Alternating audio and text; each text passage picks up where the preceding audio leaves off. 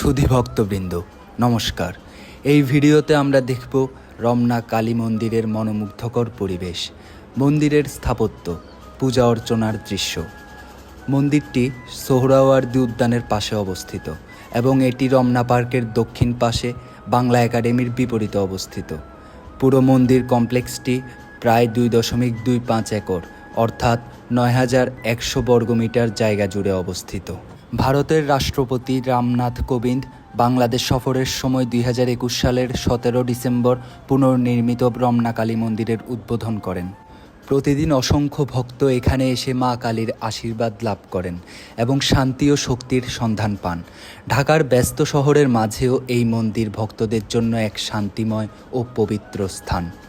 রমনা কালী মন্দিরের এলাকায় বর্তমানে মা দুর্গা মন্দির ও রাধাকৃষ্ণ মন্দির রয়েছে এবং আরও কিছু মন্দির নির্মাণের পরিকল্পনা রয়েছে।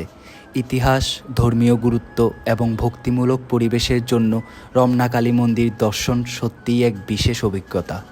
শতাব্দীর পর শতাব্দী ধরে মন্দিরটির স্থাপত্য নকশায় পরিবর্তন এসেছে। মন্দিরের সামনে একটি বড় দিঘি ছিল, যেখানে ভক্ত ও দর্শনার্থীরা স্নান করতেন।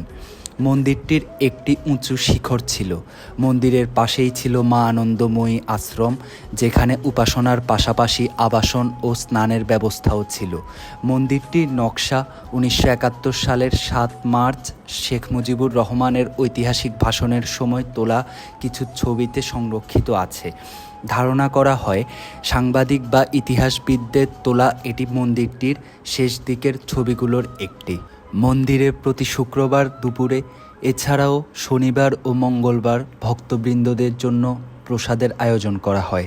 ভিডিওটি ভালো লাগলে লাইক, কমেন্ট, শেয়ার করুন এবং চ্যানেল সাবস্ক্রাইব করতে ভুলবেন না।